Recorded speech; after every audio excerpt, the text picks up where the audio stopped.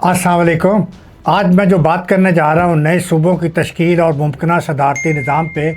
इससे पहले मैं ऑलरेडी 2 प्रोग्राम कर चुका हूँ, जिसके सिलसिले में आज ये तीसरा प्रोग्राम है। पहला मैंने मोहसिन नकवी के बयान के ऊपर और उस पर कमेंट्री की थी। उसके बाद दूसरे में हमने सिविल मार्शल लॉ के हवाले से हमने बात किया था।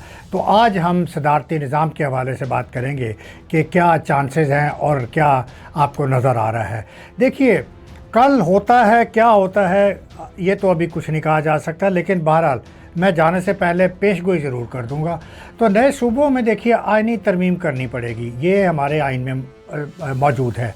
और आइनी तरमीम इस तरह से होगी कि पहले तो सूबाई असम्बलियाँ 2/3 मेजॉरिटी के साथ बिल पेश करेंगी।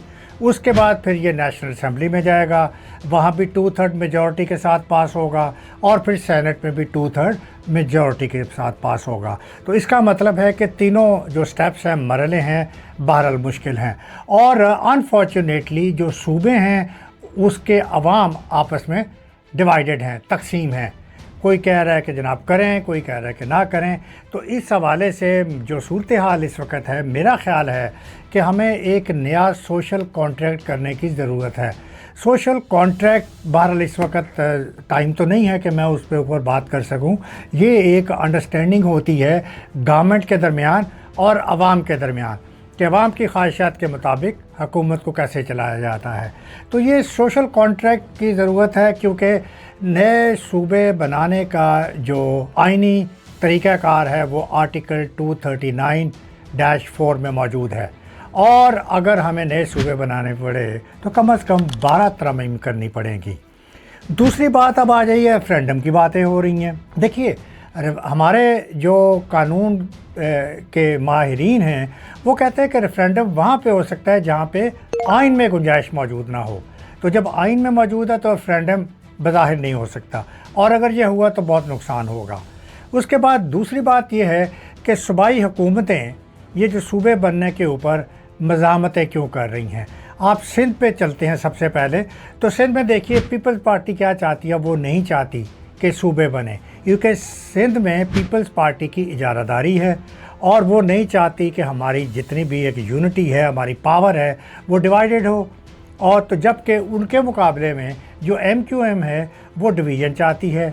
वो चाहती है कि लदा हो, ताकि हम अपना सिस्टम अपने तरीके के मुताबिक चल सकें। तो पहली डिवीज़न तो सिंध में है। दूसरी डिवीज़न है KP में देखिए हज़ारा सूबे की बात हो रही है। अब हज़ारा के जो लोग हैं वो हिंद को बोलते हैं और वो डिवीज़न चाहते हैं, जबकि हज़ारा के अंदर जो पश्तून हैं वो डिवीज़न नहीं चाहते। तो वहाँ भी देखिए 2 अपोजिट ग्रुप्स हैं। अब आइए बलूचिस्तान के ऊपर। बलूचिस्तान के तकरीबन सारी की आवाम ही जो है वो ख़िलाफ़ है कि बलूचिस्तान को तोड़ा जाए या मज़ीद सूबे बनाए जाए। अब आइए पंजाब पे आ जाते हैं। एक वस्ती पंजाब है और एक जनूबी पंजाब है। जनूबी पंजाब के अवाम जो हैं वो सराइकी बोलते हैं, बहावलपुर और मुल्तान को अलहदा करना चाहते हैं। और एक साइजेबल कम्युनिटी है जो कि सराइकिस्तान चाहती है, जबकि सेंट्रल पंजाब जो है वो बिल्कुल मुत्तफिक नहीं है कि सूबा अलहदा किया जाए, क्योंकि मुस्लिम लीग नवाज़ जो इस वक्त बरसर इक़्तिदार है वो तो नहीं चाहेगी कि उनका कंट्रोल लूज़ हो, उनकी जो डोमिनेंस है वो किसी तरह से जाए। वो तो इतने बड़े सूबे पे वो तो काबिज रहना चाहते हैं। तो इसलिए यहाँ भी ये प्रॉब्लम है पंजाब में। तो इसका मतलब है चारों सूबों के अंदर ये मौजूद है, डिवीज़न मौजूद है, और उनके दरमियान इत्तफाक नहीं है और कंसेंसस नहीं है। और इस ज़ाहिर है कि निज़ाम बदलने के लिए सही तरीका तो यही है कि आइनी तरीका आवाम की ख्वाहिशात के मुताबिक तब्दील किया जाए। लेकिन आवाम कहाँ है इस सारे सिस्टम में? ये तो सारा कुछ ऊपर से किया जा रहा है। तो आवाम तो ना तो जमहूरियत का हिस्सा है, ना आवाम इस वक्त की जो हमारी अशराफिया क्लास है जो ये तकसीम चाहती है, ना तो ये उसका हिस्सा है। तो आवाम तो सिर्फ तमाशा देख रहे हैं। तो मुझे याद है एक दफ़ा मैं KP बल्तिस्तान में गया, तो मैंने बहुत सारे लोगों को इंटरव्यू किया, गरीब लोगों को, और मैंने उससे कहा यार मुझे ये बताओ कि आप लोग काला बाग डैम क्यों नहीं बनने देते हो। वो कहते हैं हमें क्या पता काला बाग डैम क्या है। कसम से वो ये कहते हैं हमें क्या पता ये क्या है, हमें तो पता भी नहीं है। ये तो हमारे सियासतदानों का गेम है, वो जो चाहते हैं वो अपने फ़ायदे और अपने मफादात के लिए कर रहे हैं। तो यही अभी कुछ हो रहा है کہ موجودہ نظام کو کیوں چینج کیا جا رہا ہے، یہی دو فورسز ہیں جو کچھ چاہتی ہیں کچھ نہیں چاہتی ہیں، لیکن دونوں فورسز کے مقاصد ذاتی ہیں۔ عوام کے مقاصد کیا ہیں، ان سے کسی کو کوئی دلچسپی نہیں ہے۔ تو موجودہ نظام اس وقت جو چل رہا ہے، اس کی پرابلم کیا ہو گئی ہے، صوبے مضبوط ہو گئے ہیں اور وفاق کمزور ہو گئی ہے۔ آپ کو پتہ مالی اختیارات کی جس طرح ڈسٹریبیوشن کی گئی نیشنل فائنانس کمیشن کے تحت، جو 7واں نیشنل فائنانس کمیشن دیا گیا، اس کے تحت 57% جو ریسورسز ہیں یا ریونیوز ہیں وہ تو صوبوں کو چلے جاتے ہیں، وفاق کے پاس ریونیو کم رہ جاتا ہے۔ اور پرابلم یہ ہے کہ صوبوں کے پاس چلے گئے تو وفاق کے پاس پیچھے کیا بچتا ہے، اور وفاق کا 50% اگین وہ تو آپ کے قرضوں پہ نکل جاتا ہے، اور اس کے بعد رہی صحیح کسر ڈیفنس کے اخراجات سے پورے ہو جاتے ہیں۔ پھر عوام کی گورنمنٹ سرونٹ کی سیلریز، پینشن، ان کے اخراجات ہیں۔ تو جو ہماری جو فیڈریشن ہے اس کو تو کئی 100 ملین درکار ہیں یا بلین درکار ہیں روپیز کہ اس کو وہ اس گیپ کو فل کر سکے۔ تو نیشنل فائنانس کمیشن کے بعد 18ویں ترمیم آپ کے سامنے ہے۔ 18ویں ترمیم یہ کی گئی تھی کہ صوبائی حکومتوں کو ان کو انڈیپینڈنٹ کیا گیا تھا ایڈمنسٹریٹولی اور فسکلی اور لیجسلیٹولی۔ تو لیکن پرابلم کیا ہوئی 18ویں ترمیم میں کہ آپ نے صوبوں کو اختیارات تو ٹرانسفر کر دیے، لیکن ہمارے صوبائی حکومتوں نے یہ اختیارات مقامی لیول پہ اور ضلعی لیول کے اوپر ان کو منتقل نہ کیا، جس کو جس کے لیے ہوتا ہے لوکل گورنمنٹ۔ تو گراس روٹ لیول تک وہاں عوام کو فائدہ نہیں پہنچایا گیا اور یہ سسٹم بھی ڈیلیور نہیں کر سکا۔ اب آئیے ممکنہ صدارتی نظام کے بارے میں۔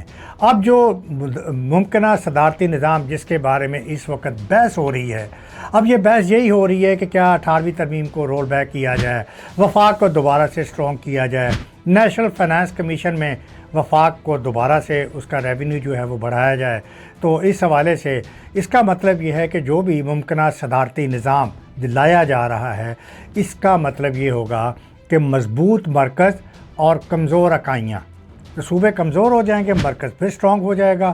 اب ہم نے یہ دیکھنا ہے کہ اگر یہ صدارتی نظام آ جاتا ہے اور مرکز ایک دفعہ پھر پاورفل ہو جاتا ہے تو اس کے فوائد یا نقصانات بھی کچھ ہوں گے۔ دیکھیے فوائد تو یہ ہو سکتے ہیں نا کہ ایک سسٹم چلتا رہے گا، بار بار حکومتیں ٹوٹے گی نہیں، بار بار الیکشن نہیں ہوں گے۔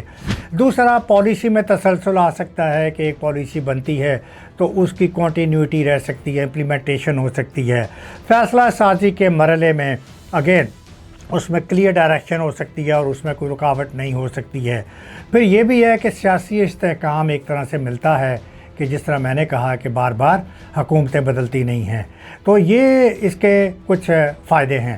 پھر اس کو آپ یہ بھی کہہ لیجئے کہ ایک قومی اتحاد کی بھی نشانی ہے کہ سارے ایک مقصد اور ایک وفاق کی طرف لیے دیکھتے ہیں۔ تو یہ فوائد اگر ہیں تو اس کے نقصانات بھی بہت ہیں، اور نقصانات ہم آلریڈی پہلے دیکھ چکے ہیں، بھگت چکے ہیں، پاکستان کی ہسٹری ہے۔ آپ نے دیکھا کہ جب صدارتی نظام آتا ہے تو وہ کیا ہوتا ہے، ون مین شو ہوتا ہے، آمریت ہوتی ہے، اور یہ جمہوریت کے لیے بہت بڑا خطرہ ہوتا ہے۔ اور اگر یہ صدارتی نظام ایسا آتا ہے تو یہ واقعی جمہوریت کے لیے خطرہ ہوگا۔ ہم نے پہلے بھی ہسٹری میں پاکستان کو دیکھی ہے، ہم نے صدارتی نظام کے تجربے کیے اور ناکام ہوئے۔ 1962 کا آئین بنا، صدارتی نظام لایا گیا اور صدارتی نظام فیل ہوا۔ اس کے بعد مارشل لاء کے دور میں صدور بنے اور مارشل لاء جو ڈکٹیٹر تھے، اور پھر وہ انہوں نے انڈائریکٹلی صدارتی نظام امپلیمنٹ کیا۔ ضیاء الحق کو آپ دیکھ لیجئے، 8ویں ترمیم 58B2 وہ لے کے آئے اور اس کے ذریعے انہوں نے ساری ڈکٹیٹرشپ، ساری پاور اپنے ہاتھ میں کانسنٹریٹ کر لیں۔ تو عوام کہاں تھی؟ عوام تو اگین پسی کی پسی رہ گئی، عوام تو اگین لا تعلق تھی اس سسٹم سے، جیسے ہماری جمہوریت سے وہ لا تعلق ہیں، اسی طرح صدارتی نظام سے بھی عوام لا تعلق رہی۔ معاشی اس عدم مساوات وہ بڑھ گیا، صوبائی عدم استحکام بڑھ گیا، صوبوں میں اور عوام میں فرسٹریشن وہ بڑھ گئی، اور وہ لوگ اب کسی بھی سسٹم کے اوپر ان کا جو ٹرسٹ ہے وہ شیکی ہو گیا کہ نہ تو یہ پارلیمنٹری نظام جو ہے وہ ریلائبل ہے، نہ پریزیڈنشیل نظام جو ہے وہ ریلائبل ہے۔ لیکن بہرحال coming back toward the conclusion, میں نے پہلے ہی کہا نا آپ کا آغاز میں کہ کل کیا ہوتا ہے ہمیں نہیں پتہ، لیکن میں پیش گوئی ضرور کر سکتا ہوں۔ مجھے لگ رہا ہے کہ صدارتی نظام آ رہا ہے، نمبر 1۔ نمبر 2، میرا خیال ہے کہ صوبے اگر نہ بھی توڑے گئے نا تو پرویز مشرف کی طرح، جس طرح ایک لوکل گورنمنٹ سسٹم لایا گیا تھا 2001-2002 میں، کہ جس میں ایک ضلعی ناظم جو ہے وہ اپوائنٹ کیے گئے تھے، تو وہ ایک ضلعی سطح کے اوپر وہ ایک شاید سسٹم آ جائے جس کو آپ کہتے ہو کہ ضلعی سسٹم یا لوکل گورنمنٹ سسٹم۔ تو اب آئیے جاتے جاتے عمران خان کا ذکر ہو جائے، شاید عمران خان کی مرضی بھی اس میں شامل ہو جائے۔ میری ایک اطلاع کے مطابق کہ عمران خان اور اسٹیبلشمنٹ میں بھی ایک ڈیل ہو گئی ہے یا متوقع ہے یا کوئی انڈرسٹینڈنگ ہو چکی ہے۔ تو اگر ایسا ہے کہ عمران خان، کیونکہ باقی پارٹیاں تو خلاف ہیں 32 صوبوں کے اپنے انٹرسٹ کی وجہ سے، تو اگر عمران خان یہاں پہ اگر اپنی سپورٹ دیتا ہے تو پھر وہ جو مسلم لیگ نواز کے جو وہ لیڈر ہیں اور جو پہلے منسٹر ریلوے بھی رہے ہوئے ہیں سعد رفیق، تو ان کی بات یاد آ رہی ہے، خواجہ سعد رفیق کی، کہ اگر عمران خان باہر آ گیا تو پھر ہم سب اندر ہوں گے۔ اجازت دیجیے، اپنا خیال رکھیے گا، اللہ حافظ۔